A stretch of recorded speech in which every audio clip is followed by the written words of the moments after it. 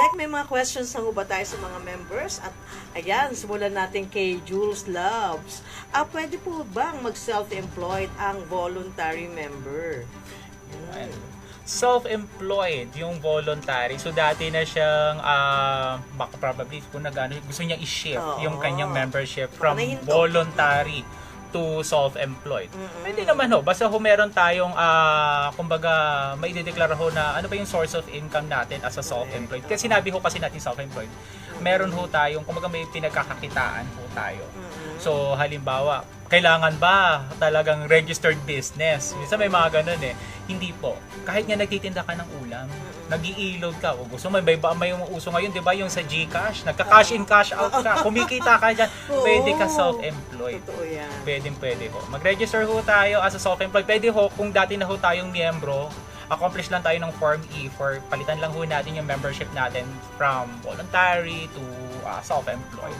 Sticker natin, magkano kinikita natin as a self-employed. Again, ang kagandahan pagka self-employed, protektado ka under Social Security Program at Employees Compensation Program. Well said, Sir Jomer.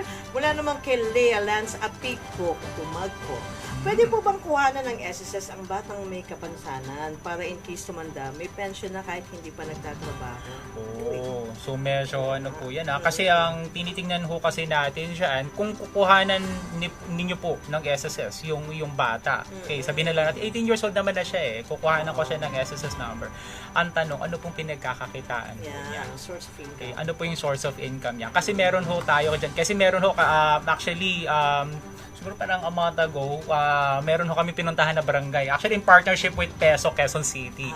Barangay cafe. Alam mo naman, yung servisyo natin, bumababa tayo, kahit sa mga barangay level tayo, pumupunta tayo dyan. So, kasi nandyan din yung yung sana mga miyembro talaga.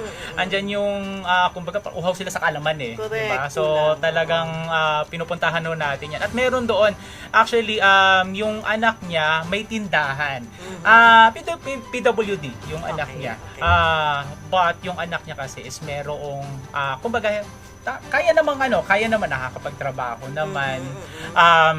Merong source of income, may tindahan. So nakapag-register yung anak niya as a self-employed. So possible naman yun. Okay, kasi may source of income. Yes, may source of income siya. So may tindahan yung kanyang anak. So actually, maliit na tindahan lang pero lumago daw yung tindahan. Tapos hanggang sa yung anak niya, actually yung yung anak niya, lumapit sa nanay niya, sabi niya, gusto kong mag-register sa SSS. Kaya naman nung nandoon kami, saktong-sakto naman, na nag-inquire sila kay SSS. So pwedeng So ang sagot natin dun, sir, provided merong... Pwede, kung may source of income natin, yung bata. Okay, yung anak ko na magre-register kay SSS. Okay, sir, next question mula kay Trixie Trinidad. Hello po, paano kung nakakapaghulog na ng EC tapos nag-voluntary na lang, magagamit pa ba yung EC? Ayun. Nakakapaghulog ng EC tapos nag-voluntary na lang, magagamit pa ba? Ang voluntary ba may EC? Yun po. Ang sagot lang dyan, wala po.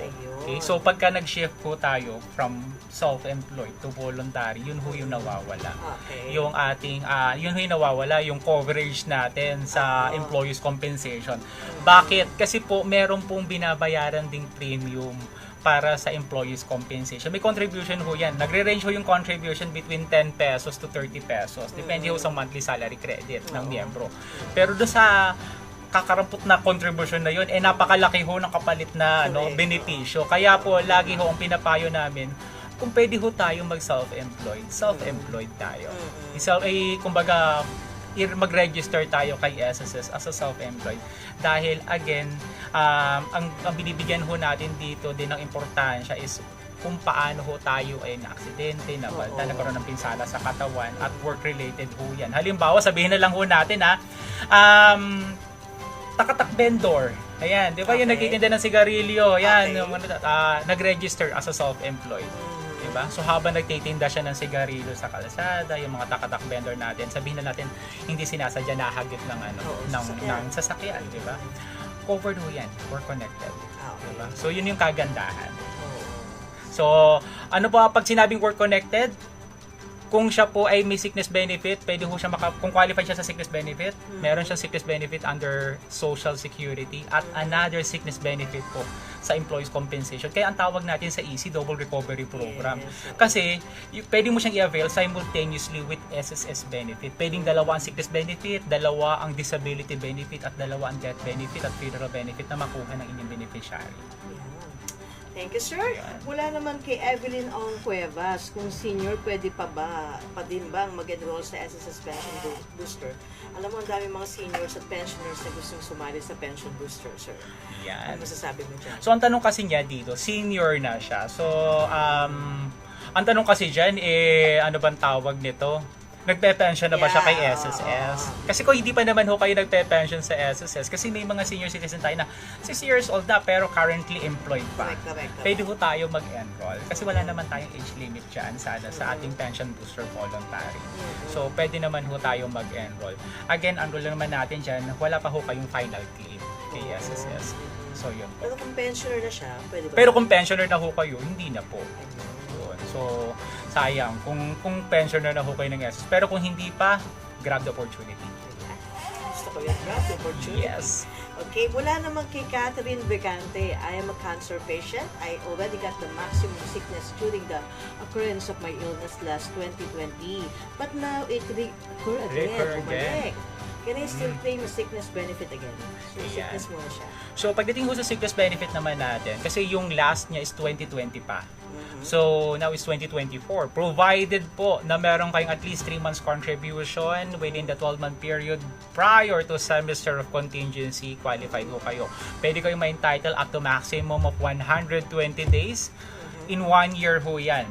Kung sakali po na kumbaga nag-persist yung sakit natin, tumawid ng sumunod na taon, another 120 days po ulit yan. Basta na-meet nyo lang po yung qualifying conditions natin, at least 3 months contribution. Pag na-exhaust na yung sickness niya. Kung na-exhaust na po, kasi ang rule kasi natin pagdating sa sickness benefit, again 120 days para doon sa current year, then another 120 days for the following year on the account of the same illness. So maximum of 240 days. Kung nag-persist pa rin yan after 240 days, pwede na pong i-claim niya ng miyembro under disability benefit. Sir, the question, yung mga, actually, nakaraang bagyo, di ba? Yung mga nabahan, nagkasakit. Yun na nga, ano mga di qualifying ba? conditions na pwede sila maka-avail ng sickness So ito benefit? po, yung mga naapektuhan nun ng bagyo, kasi di ba, yung iba lumusong Talaga sa naman, baha, oo. di ba? So, Isa ka doon. Diba? Isa ako doon, Oo. yes.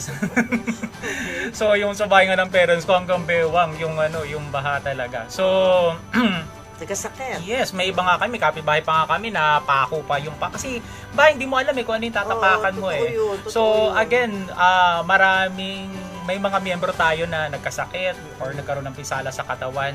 Ang rule lang natin pagdating sa sickness benefit, may 3 hulog tayo sa loob ng 12 buwan bago ang semestre ng pagkakasakit. Kung halimbawa ang miyembro na nagkasakit sabi natin ngayong August na lang, 2024. Okay. So, ang semester of contingency natin yan April to September. Okay? So, kasama na rin dyan pati yung mga kung nagkasakit kayo nung July, last month of July. So, July, August, September. Ang semester of contingency niyan, April to September. So, ibig sabihin, magbibilang tayo 12 months pa atras, starting March 2024, down to April 2023. May 3 hulog po kayo dyan, kahit hindi sunod-sunod. Tapos, ang pagkakasakit natin, hindi bumaba ng 4 na araw, pwede na ho tayo mag-file ng sickness benefit. Kung employed ho tayo, dapat naubos na muna natin yung company sick leave pay natin. So, yun lang. Pero kung sa mga individually paying member, self-employed, voluntary paying member, Pwede OFW, rin. non-working spouse, basta hindi po bumaba ng 4 na araw, pwede na ho kayong mag-claim ng sickness benefit. Yun ang kaigihan naman pag SSS member ka. Yes, diba? diba? So, So, sa SSS, protektado ka. So, tandaan ho natin sa panahon ng sakuna, trahedya, nandyan ho ang SSS na handang umagapay sa inyo. Oh, sir, ang dami atang viewers natin. Direct kanina nakita ko nasa 10,000. Wow! Papunta doon. Patawid na tayo doon, no? Mga members. Ang dami Maraming naman. salamat po. Kanina pa yan. Baka nasa 3,000 na tayo, direct, di ba? Wow. Mga members, maraming salamat po. Naku, makisali ho kayo, i-like and share niyo po Medyo ito. matagal-tagal natin hindi na nagkaroon ng Oo. usap tayo, kaya na-excite siguro yung mga miyembro Oo, natin, kung na-miss di nyo ba? kami, i-share niyo po ito at panoorin niyo kami hanggang Tama. dulo ng programa. Okay? Mula kay Sherry Ann Rose Sandal Gala. Ang need pa po ba ang successive? Siguro sunod-sunod na no? Sunod-sunod ang hulog ng SSS. Yan. Kung ang sickness benefit ang tinutukoy ni Ma'am Sherry, ang again, yung tatlong hulog po, basta nandun siya sa 12 buwan bago ang semestre ng pagkakasakit. Kahit hindi sunod-sunod yan. Oo. Okay, kahit hindi siya sunod-sunod, basta nandun siya sa 12-month period, manamit na niya ho yung qualifying condition natin para sa sickness At least benefit. 3 months, di ba? Yes. Okay, next, direct. May question pa? Uy, Jeanski oo, Jean. nga kay Ma'am Jeanski Parang Jean. nakakahilo yung ni Mama. Meron tayong amats yan. Yeah. Okay. Good morning po. Ano po ang process ng pension ng mga illegitimate child? At pwede po bang i-receive ng illegitimate wife ang mga benefits sa mga bata? Ayun. Okay. So, paano ang process? So, actually, para sa mga illegitimate child natin, yeah. So, yung common law spouse, okay? So, yung tinutukoy ni Ma'am kanina na illegitimate wife. Yung common law spouse, pwede siyang tumayong guardian ng illegitimate child or children. Pero ang rule kasi natin, pagdating sa illegitimate child, for dependents pension, up to 5 minor children, starting from the youngest without substitution, priority ho ang ano dyan, ang legitimate, legitimated, at saka yung mga legally adopted. So up to 5. Kung sakali po na may 5 na legitimate, legitimated, or legally adopted, hindi na ho natin makukonsidera yung sa illegitimate. Pero kung kulang sa 5, okay, tsaka ho tayo kukuha sa illegitimate child para makompleto yung 5. Pero ang pension po na pwedeng makuha ng illegitimate child, kalahati po ng pension na pwedeng makuha ng legitimate.